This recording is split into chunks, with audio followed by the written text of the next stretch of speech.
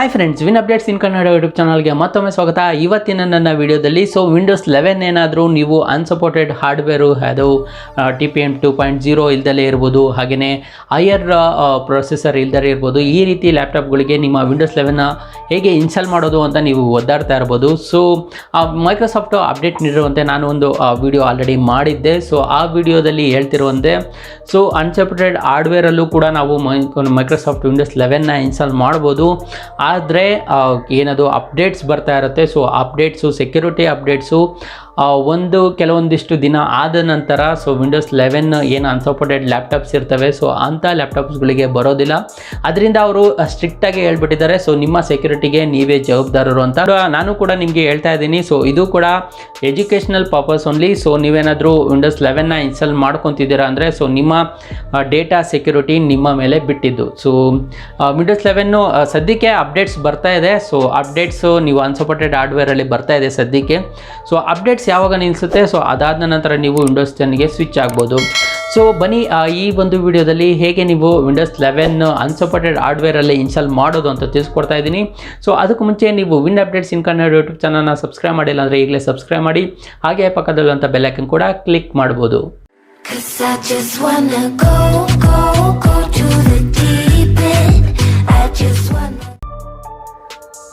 Friends, ಈ website ಲಿಂಕ್ನ, application ಲಿಂಕ್ನ ಡಿಸ್ಕ್ರಿಪ್ಷನಲ್ಲಿ ಕೊಟ್ಟಿರ್ತೀನಿ. ಅಥವಾ ಗೂಗಲಲ್ಲಿ ರಿವ್ಯೂಸ್ ಡೌನ್ಲೋಡ್ ಅಂತಲೂ ಕೂಡ ನೀವು ಕೊಡ್ಬೋದು. ನಂತರ ಈ ಪೇಜ್ಗೆ ನೀವು ಬರ್ತೀರಾ. ಸ್ಕ್ರೋಲ್ ಡೌನ್ ಮಾಡಾದಮೇಲೆ ಇಲ್ಲಿ 3.17 ಪೋರ್ಟಬಲ್ ಅಂತ ಒಂದು ಆಪ್ಷನ್ ಇದೆ. ಅದ್ರ ಮೇಲೆ ಕ್ಲಿಕ್ ಮಾಡಿದ್ರೆ ನಿಮಗೆ ಅಪ್ಲಿಕೇಶನ್ ಡೌನ್ಲೋಡ್ ಆಗುತ್ತೆ. ಡೌನ್ಲೋಡ್ ಆಗಿರುವಂಥ ಒಂದು ಅಪ್ಲಿಕೇಶನ್ನ ನೀವು ಓಪನ್ ಮಾಡಾದಮೇಲೆ ನಿಮಗೆ ಇಲ್ಲಿ ಈ ರೀತಿ ಒಂದು ಇಂಟರ್ಫೇಸ್ ಹೊಂದಿರುವಂಥ ಅಪ್ಲಿಕೇಶನ್ ನಿಮಗೆ ರನ್ ಆಗುತ್ತೆ. ಈ ಒಂದು ಅಪ್ಲಿಕೇಶನಲ್ಲಿ ನೀವು ಮಾಡಬೇಕಾಗಿರುವಂಥದ್ದು ಇಲ್ಲಿ ಸೆಲೆಕ್ಟ್ ಅಂತ ಏನು ಆಪ್ಷನ್ ಇದೆ, ಇದರಲ್ಲಿ ನೀವು ಡೌನ್ಲೋಡ್ನ ಕ್ಲಿಕ್ ಮಾಡಬೇಕಾಗುತ್ತೆ. ಡೌನ್ಲೋಡ್ನ ಕ್ಲಿಕ್ ಮಾಡಿದ್ಮೇಲೆ ನೀವು ಇಲ್ಲಿ ಡೌನ್ಲೋಡ್ ಅಂತ ಕೊಡಬೇಕಾಗುತ್ತೆ. ಈ ರೀತಿ ಒಂದು ನಿಮ್ಮ ವಿಂಡೋಸ್ 11 ISO ಇಮೇಜ್ನ ಡೌನ್ಲೋಡ್ ಮಾಡ್ಬೋದು. ನಂತರ ಇಲ್ಲಿ ನೀವು ವಿಂಡೋಸ್ 11 ಅಂತ ಇಲ್ಲಿ ಸೆಲೆಕ್ಟ್ ಮಾಡಬೇಕಾಗುತ್ತೆ. ನಿಮಗೆ ಬೇರೆ ಬೇರೆ ವಿಂಡೋಸ್ ವರ್ಷನ್ ಕೂಡ ನಿಮಗೆ ಸಿಗ್ತವೆ. ಸದ್ಯಕ್ಕೆ ವಿಂಡೋಸ್ 11 ನೀವು ಇನ್ಸ್ಟಾಲ್ ಮಾಡಬೇಕಾಗಿರೋದ್ರಿಂದ ಕಂಟಿನ್ಯೂ ಕೊಡಿ. ಕಂಟಿನ್ಯೂ ಕೊಟ್ಟ ಮೇಲೆ ಇಲ್ಲಿ 2.1 ಒಂದೇ ವರ್ಷನ್ ಇರೋದು, ಅದನ್ನು ಕಂಟಿನ್ಯೂ ಕೊಡಿ. ವಿಂಡೋಸ್ 11 ಹೋಮು ಸಿಗುತ್ತೆ, ಪ್ರೋ ಸಿಗುತ್ತೆ, ಹಾಗೆ ನಿಮಗೆ ಎಜುಕೇಷನ್ ಆಪ್ಷನು ಕೂಡ ಸಿಗುತ್ತೆ. ನಂತರ ಇಲ್ಲಿ ಕಂಟಿನ್ಯೂ ಕೊಡಿ. ನಂತರ ಅಲ್ಲಿ ನಿಮಗೆ ಇಂಗ್ಲೀಷ್ ಎರಡೂ ಲ್ಯಾಂಗ್ವೇಜ್ ಬರ್ತವೆ. ಸದ್ಯಕ್ಕೆ ನೀವು ಇಂಗ್ಲೀಷ್ ಇಂಟರ್ನ್ಯಾಷನಲ್ ಸೆಲೆಕ್ಟ್ ಮಾಡ್ಬೋದು. ಕಂಟಿನ್ಯೂ ಕೊಟ್ಟಾದಮೇಲೆ ನಿಮಗೆ ಆರ್ಕಿಟೆಕ್ಚರ್ ಕೇಳುತ್ತೆ. ನಿಮಗೆ ಡೆಫಿನೆಟ್ಲಿ ಆಗಿ 64 ಬಿಟ್ ವರ್ಷನ್ ಬೇಕೇ ಬೇಕಾಗುತ್ತೆ. ಅದೊಂದೇ ವರ್ಷನ್ ಇರೋದು. ನಿಮ್ಮ ಲ್ಯಾಪ್ಟಾಪು 64 ಬಿಟ್ ವರ್ಷನ್ ಆಗಿದೆಯಾ ಅಂತ ನೀವು ನೋಡಿಕೊಂಡು ನೀವು ಇದನ್ನು ಡೌನ್ಲೋಡ್ ಮಾಡ್ಕೋಬೋದು. ಡೌನ್ಲೋಡ್ ಕೊಟ್ಟಾದಮೇಲೆ ನಿಮಗೆ ಇಲ್ಲಿ ಸೆಲೆಕ್ಟ್ ಮಾಡೋಕ್ಕೆ ಆಪ್ಷನ್ ಕೇಳುತ್ತೆ. ನಂದು ಒಂದು ಈ ಫೋಲ್ಡ್ರಲ್ಲಿ ನಾವು ಸೇವ್ ಮಾಡೋಣ.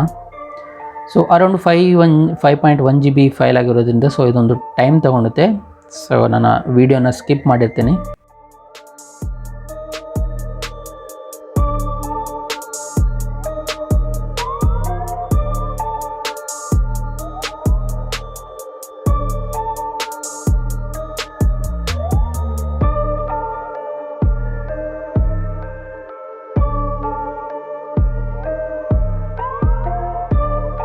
ಇದೇನು ಇನ್ಸ್ಟಾಲ್ ಆಗ್ತಾಯಿದೆ, ಡೌನ್ಲೋಡ್ ಆಗ್ತಾಯಿದೆ. ಅರೌಂಡ್ 94% ಆಗಿಬಿಟ್ಟಿದೆ ಆಲ್ರೆಡಿ.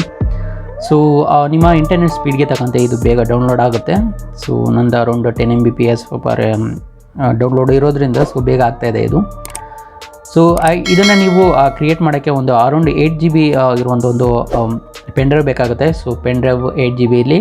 ಹಾಗೆ ನೀವು ಇದನ್ನು ಬೂಟ್ ಮಾಡೋಕ್ಕಿಂತ ಮುಂಚೆ ನಿಮ್ಮ ಏನು ಡೇಟಾ ಇತ್ತು ಅದನ್ನೆಲ್ಲ ನೀವು ಎಕ್ಸ್ಟರ್ನಲ್ ಹಾರ್ಡ್ ಡಿಸ್ಕಿಗೆ ಮೂವ್ ಮಾಡ್ಕೋಬೋದು. ಅಥವಾ ವಿಂಡೋಸ್ ಬರೀ ಸಿ ಡ್ರೈವ್ ಮಾತ್ರ ಡಿಲೀಟ್ ಮಾಡ್ತಿದ್ದೀರಾ ಅಂದರೆ ಡಿ ಡ್ರೈವ್ಗೆ ನೀವು ಆ ಡೇಟಾನ ಮೂವ್ ಮಾಡಿ ಸೆಲೆಕ್ಟ್ ಮಾಡ್ಬೋದು. ಇಲ್ಲಿ ಈಗ ರೆಡಿ ಅಂತ ತೋರಿಸ್ತಾ ಇದೆ. ನೀವಿಲ್ಲಿ ಸೆಲೆಕ್ಟ್ ಮಾಡಬೇಕಾಗುತ್ತೆ. ಇಮೇಜ್ ಆಪ್ಷನ್ ಏನಿದೆ, windows 11 installation no TPM and no security boot ಅಂತ.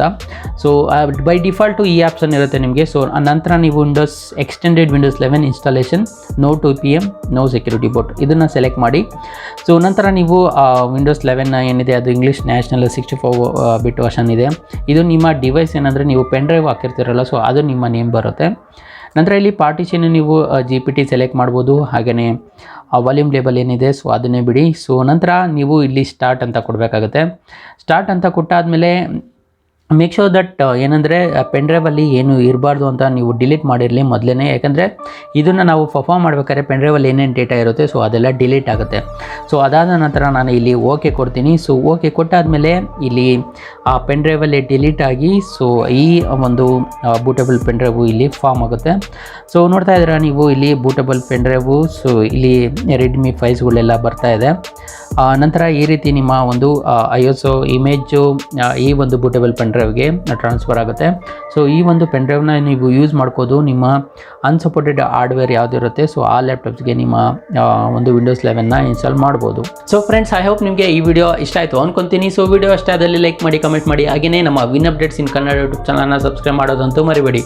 So until next video, bye, have a nice day.